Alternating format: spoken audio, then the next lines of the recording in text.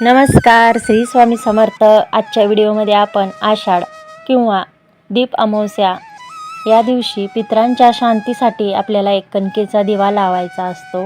कणकेचा एक दिवा पितरांसाठी का लावला जातो याबद्दल या व्हिडिओमध्ये माहिती घेणार आहोत।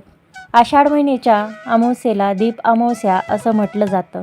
श्रावण महिना सुरू होण्याच्या एक दिवसापूर्वी ही अमावस्या साजरी केली जाते। महाराष्ट्रात ही गटारी अमावस्या म्हणूनही ओळखली जाते।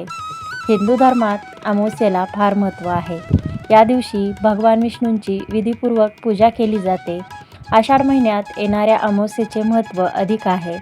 आषाढ अमावस्येलाच दीप अमावस्या असेही म्हणतात, कारण ही चातुर्मासातील पहिली अमावस्या तिथी आहे। यानंतर श्रावण महिना सुरू होतो। यंदा दीप अमावस्या 12 ऑगस्टला आहे। पंचांगानुसार 2026 मध्ये दीप अमावस्या तिथी 11 ऑगस्ट 2026 रोजी रात्री 1:53 सुरू होईल आणि 12 ऑगस्ट 2026 रोजी रात्री 11:06 संपेल।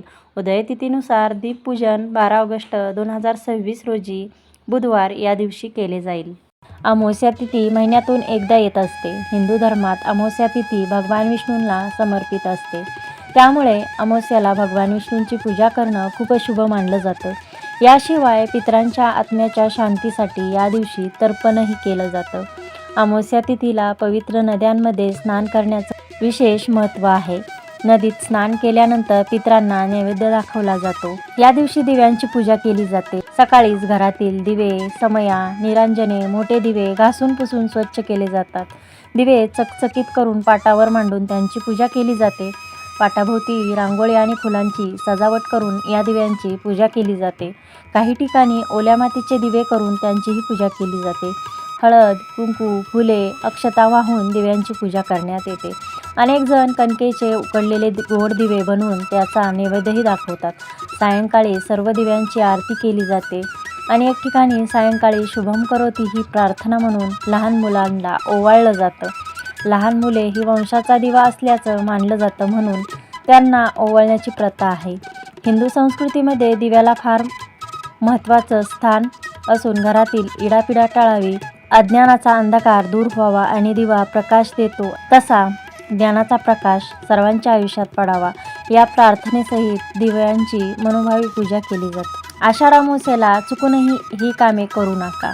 अमावस्येला रिक्त तिथी म्हणतात, म्हणजेच या तिथीला केलेल्या कामाचं फळ मिळत नाही। हा दिवस पितरांना समर्पित आहे। अशा स्थितीत कोणतेही शुभ कार्य करू नये। अमावस्येच्या दिवशी महत्त्वाच्या वस्तूंची खरेदी विक्री सुद्धा टाळावी आणि घरातील तापमान वाढ, मुंडन शुभ कार्य करू नयेत, कारण यामुळे अशुभ परिणाम देखील मिळतात। अमावस्येच्या तिथीला पितरांचे स्मरण करून त्यांना नैवेद्य दाखवला जातो, तसेच दानधर्म केला जातो। प्रत्येक अमावस्येचे वेगवेगळे वैशिष्ट्य आहे, त्याप्रमाणे आषाढ अमावस्येला दिव्यांच्या पूजनाचे महत्त्व आहे। ही पूजा म्हणजे येणाऱ्या श्रावणाच्या स्वागताची जणू तयारीच असते। अशा उत्सव प्रसंगी कणकेचा किंवा ज्वारीचा दिवा करून तो दक्षिण दिशेला लावला जातो। हा दिवा दीप पूजा आणि पितरांची पूजा असे दोन्ही हेतू साध्य करतो। दीप अमावस्येनिमित्त या दिव्याची पूजा करून तो दक्षिण दिशेला ठेवल्यामुळे या दिशेने यमसदनी जाणाऱ्या पितरांना प्रकाशाची वाट दर्शवली जाते।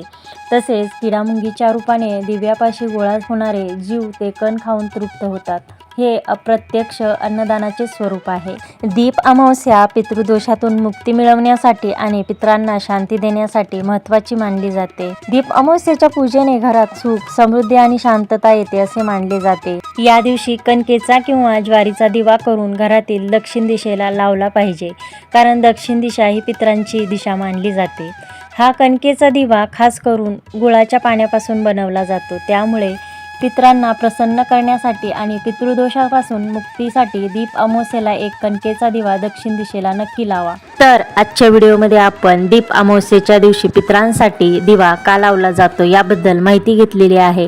ही माहिती आणि हा व्हिडिओ आवडला असेल तर लाईक, शेअर, सबस्क्राईब करायला विसरू नका आणि चॅनलवर जर नवीन असाल तर सबस्क्राईब करा। धन्यवाद। श्री स्वामी समर्थ।